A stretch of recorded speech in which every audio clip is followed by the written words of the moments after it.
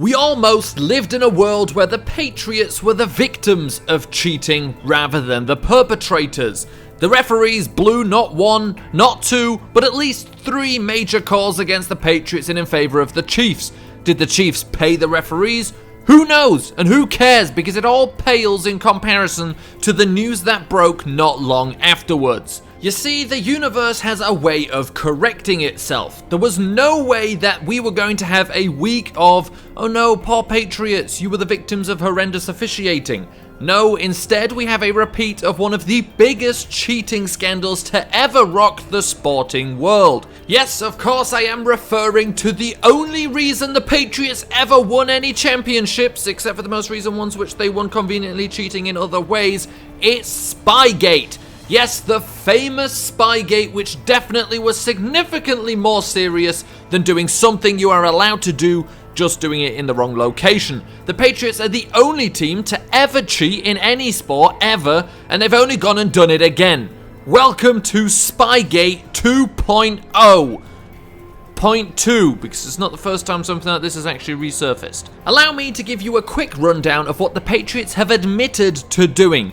In the Browns-Bengals game, the Browns gave media credentials to members of the Patriots organization to allow them to film a piece on advanced scouts. Those credentialed members of the Patriots were then caught filming the field and the Bengals sideline from the Browns press box. Firstly, let's talk about how they were caught. A Bengals scout spotted the filming, and NFL security were alerted, and who then spoke with the member of the Patriots and obtained the video. Now, I know what you're thinking. Surely this isn't the only time the Patriots have filmed the sideline since 2007, and luckily for us all, Max Kellerman, the only man allowed to read newspapers and articles. Let me read you something from 2015 Business Insider article, okay? Tells us that Business Insider wrote in 2015 that this is exactly how the Patriots cheated back when they were caught in 2007. Scouts would go undercover as media members with media credentials listed under Patriots TV. What would just happen?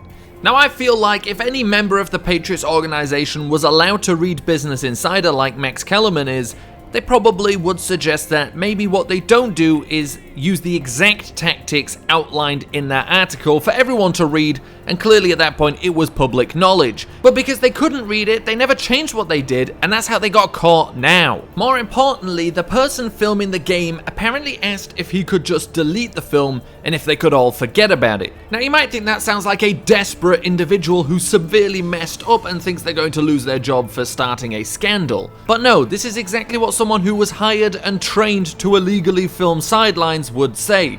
Bill Belichick probably told him personally, if you get caught, just say, oopsie, my bad, can I delete it? Because they're very likely to comply with that request. The Patriots have apparently been at this for 12 years, more likely closer to 19 years, and the best excuse they could come up with is that they were filming a segment for a series that they have already released multiple episodes of. Now, that might sound like a convenient excuse, especially considering that they got caught in one game 14 weeks into the season, 12 years after the reports came out about how exactly they cheated, but I'm sure if they had been caught at any other time, they would have had a similarly appropriate excuse. Now, I guess they just got lucky that they happened to be making this series at the same time as they got caught cheating again for the first time in this way in 12 years. 12 seasons, 189 games, and they get caught filming the sideline of the worst team in the NFL. The Bengals are second last in points scored, allow the 10th most points, a third worst in turnover differential, have the 8th least yards, and allow the second most, as well as committing the most defensive penalties in the NFL. They've won a single game all season long, and they've played the Steelers twice. They're currently barely better than the 2017 Browns, and you're telling me the Patriots filmed their sideline? You know what that makes me think about all of this? The Patriots must just be unstoppable cheaters. They're even willing to cheat to beat a complete walkover of an opponent. The head coach Zach Taylor is a sorry excuse of a Sean McVay clone in the first place, and McVay hasn't been the same since he was outcoached to oblivion in the Super Bowl. Now, you should never underestimate an opponent, but unless your name is Adam Gase and you like to give out free wins to winless teams, the Bengals are the last team you should ever worry about. Now, that's what's crazy about all of this. Even against such a lowly opponent, The Patriots are willing to cheat. I mean, what were they even filming? What signs the Bengals used to tell Andy Dalton to throw a game-losing interception? Yes, this is the most unlikely game in history that the Patriots would ever choose to film in order to cheat, and yes, their excuse for doing it is contextually airtight, especially considering they have never been caught before, since 2007, but obviously we know better. They were definitely cheating. But because we know that this was legitimate cheating, and we definitely know that this has been going on all along since, well, not even 2007, but 2000 when Belichick first arrived in New England, we have to ask, who aren't the Patriots paying off at this point? They filmed this from the Browns press box. This is what a press box looks like. You tell me where someone is setting up a camera to film coaches, who by the way move around a lot, without anybody noticing.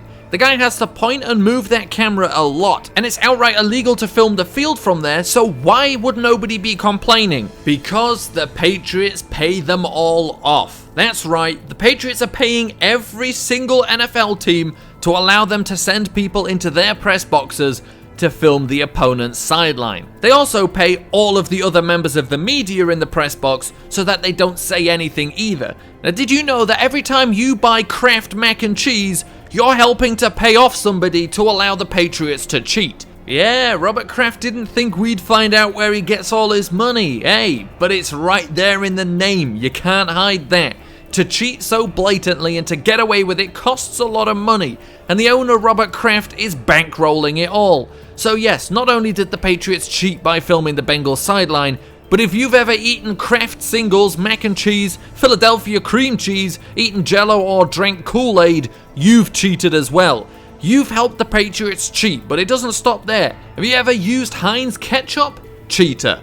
Mustard, mayo, attended a Steelers game? Cheater. But worst of all, baked beans. The entire population of Britain is helping the Patriots cheat.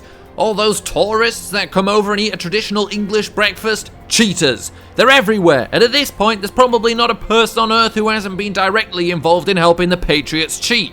And that's why I'm launching a campaign to boycott all products made and owned by the Kraft Heinz Group. It's the only way we can stop the Patriots. Cut them off at the source. Kraft Foods has too long been used to pay for Robert Kraft's bad deeds. We shall take a stand today.